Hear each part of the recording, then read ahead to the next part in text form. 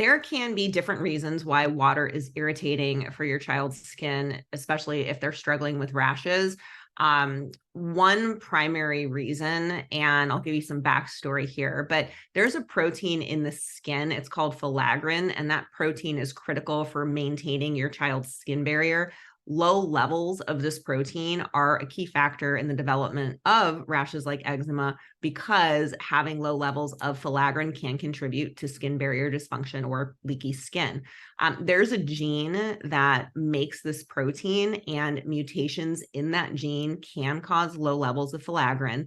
But at the same time, also things like inflammation, environmental factors like skin irritants, low humidity, cooler temperatures, pollution, all of these different things can lower filaggrin, that protein as well, even in people that don't have that genetic mutation in that gene. So that means whether or not your child has that mutation, they still can have low levels of filaggrin, especially if they're struggling with eczema, which happens to be a chronic inflammatory condition.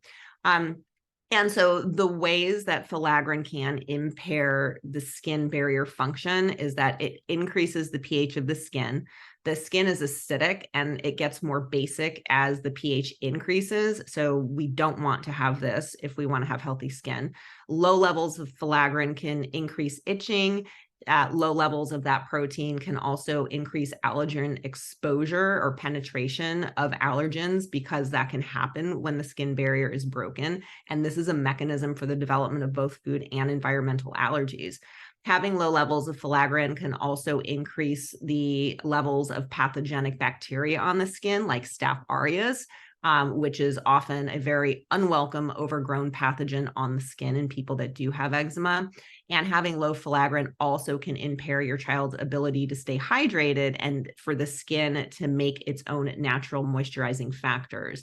So, and this is why this backstory is so important. So among some of the clues that this might be happening with your child, so if their skin is like super dry or has that like alligator or elephant skin, as I've heard many parents describe it, or if they have higher staph colonization on the skin, if they're irritated by water, they may be experiencing lower levels of filaggrin.